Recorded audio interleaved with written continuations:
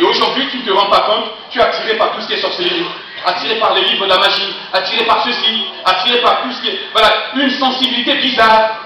Comme hier, il y a une parole qui est sortie en disant, eh bien, tu sens les choses arrivent. Alors que tu n'es pas encore baptisé de Saint-Esprit. Tu sens les choses, tu dis, tu penses la chose et la chose arrive. Et généralement, on pense le mal et le mal arrive. Hein?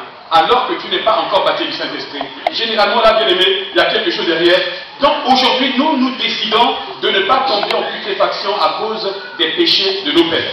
On peut dire amen à cela? Amen. Je refuse de mourir des péchés de mes grands-parents, de mes ancêtres, etc. Je mourrai de ma mort, à moi. Je mourrai de la mort qui va glorifier Jésus-Christ, ce qu'il a prévu dans son cœur de longues années pour moi, hein, avant, c'est là ma destinée. Amen. Voilà. Donc, on va voir rapidement quelles sont les causes de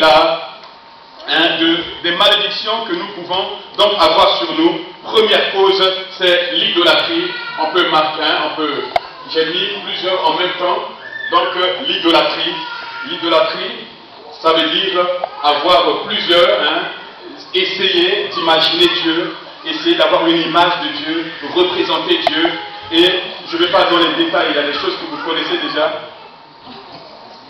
Il y a des choses que vous connaissez. Exode chapitre 20, versets 4 et 5. Vous ne vous ferez pas d'image taillée. Vous n'aurez pas d'autre Dieu devant ma face.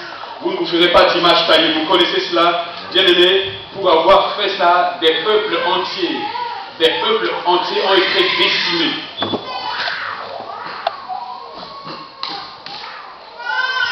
Pour avoir fait cela, des peuples entiers ont été décimés. Et encore, je dirais, par rapport à notre peuple, à nous Africains, je connais dans l'histoire de l'Afrique, de la République centrafricaine, parce que je suis centrafricain, des villages qui ont disparu à cause de l'idolâtrie, des jugements de Dieu. Des gens mouraient petit à petit. Les jeunes fuyaient le village. Et petit à petit, tous les villages sont morts. Et aujourd'hui, c'est de la broussaille. C'est de la broussaille. Donc, bien aimé, tout ce qui a été idolâtrie, peut-être dans vos ancêtres, dans votre vie, cela amène donc de la malédiction. Le blasphème. Le blasphème, c'est quoi? C'est parler de Dieu en vain. Utiliser le nom de Dieu en vain. C'est comme insulter le Seigneur. Quand on utilise le nom de Dieu en vain, mentir en utilisant même parfois le nom de Dieu, c'est très grave, mes amis. Si nos parents, vous savez, dans certaines familles, les gens ont l'habileté à mentir. Ils mentent, ils croient que c'est normal. Mais attention, mes amis, ça apporte quelque chose. Je vais rapidement parce qu'il y en a 22 pour ne pas vous prendre beaucoup de temps. Nous n'avons pas à utiliser le nom du Seigneur en vain. Nous dit Exode chapitre 20 verset 7. Je vais rapidement. La rébellion contre nos parents, les parents, ou bien maudire nos parents. Ah, chers enfants, moi j'ai été enfant moi aussi.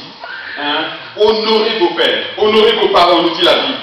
Celui qui honore son père ou sa mère, celui qui honore son père ou sa mère, et sa mère bien sûr, eh bien, la Bible nous dit, eh bien, il va prospérer. C'est une bénédiction.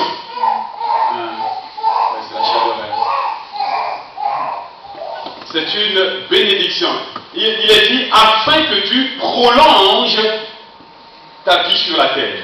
Donc, il y a dans Deutéronome 27, verset 16, il y a plusieurs versets que j'ai notés, mais je vous donne seulement un pour nous permettre d'aller rapidement. Si dans ta vie, mon frère ou ma soeur, il t'est arrivé de traiter à ta maman, ton papa, d'une manière légère, les insulter, les maudire, les mépriser, leur tenir tête, ou même les frapper, il y a une malédiction sur ta vie.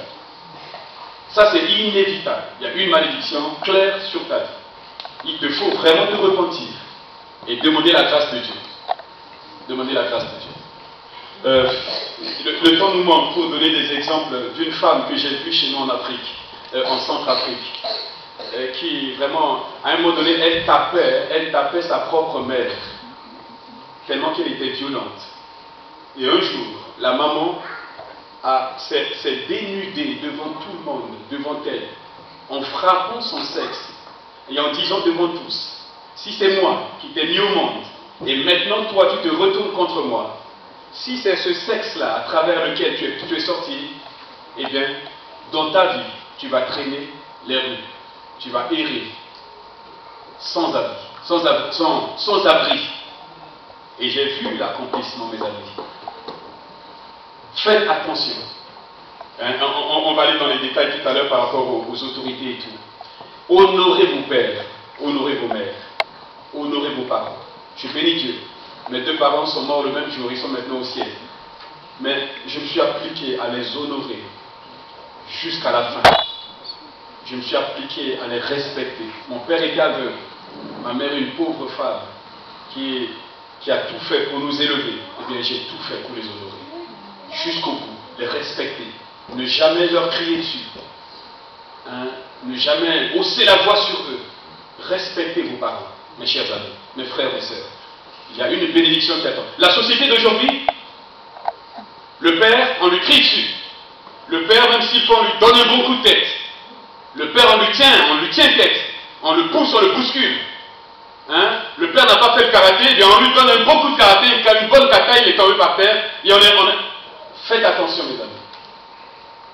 Je ne dis pas parce que je veux vieillir, mais c'est très important. Ça, c'est la parole de Dieu qui le dit. On continue rapidement.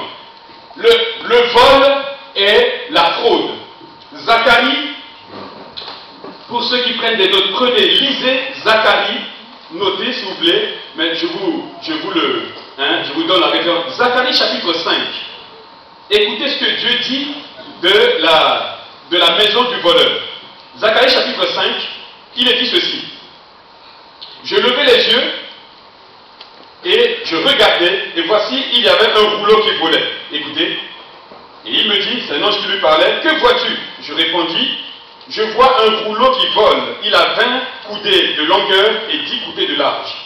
Et il me dit, c'est la malédiction qui se répand sur tout le pays, car selon elle, tout voleur sera chassé d'ici. Et selon elle encore, tout parjure, c'est-à-dire les faux serments, sera chassé d'ici. Je la réponds, dit l'Éternel des armées, afin qu'elle entre dans la maison du voleur, c'est-à-dire la malédiction. Celle-là vient de Dieu. Quand tu as volé, tu as transgressé les lois de Dieu, Dieu envoie une malédiction dans ta maison. Et dans la maison de celui qui jure faussement en mon nom, afin qu'elle y établisse sa demeure. Vous vous rendez compte? C'est-à-dire la malédiction reste dans la maison du voleur, et qu'elle la consume avec le bois et les pierres. C'est-à-dire quand la malédiction rentre dans la maison du voleur, le voleur perd tout. Tout ce qu'il avait volé, il a tout. Jusqu'à ronger la maison, c'est-à-dire la maison s'écroule. Tout s'écroule dans la vie du voleur. C'est pour cela, bien aimé, il y a des choses parfois qu'on a faites avant notre conversion, sans savoir, dans l'ignorance, on a volé des trucs, dans notre lieu de travail, en rentrant, on a pris certaines choses et puis on est parti avec. Hein? J'ai raconté à mes bien-aimés il n'y a pas une semaine, j'étais étudiant encore à l'école à l'université à Grenoble, et bien, pour me garnir ma cuisine, je volais les ustensiles à la... Ne riez pas tous, hein, je volais les ustensiles, je volais mes cuillères, mes fourchettes, mes assiettes. Non, attention là. D'accord, pourquoi tu fais la tête, hein? Eh bien, je m'en suis fait un bon paquet. 7 mois après ma conversion, pendant une réunion de jeunes, un samedi, eh bien, le Seigneur a parlé. Et il a fallu, mes amis, faire une démarche, mais très humiliante. Et depuis lors, j'ai dit, je ne voudrais plus jamais voler dans ma vie. Ça m'a délivré du vol complètement.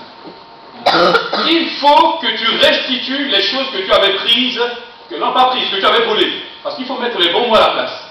Et quand tu vas, tu dis normalement, écoutez, je vais vous demander pardon, parce que j'avais volé ces choses-là, hein, avant de connaître Jésus-Christ. J'étais encore dans l'ignorance.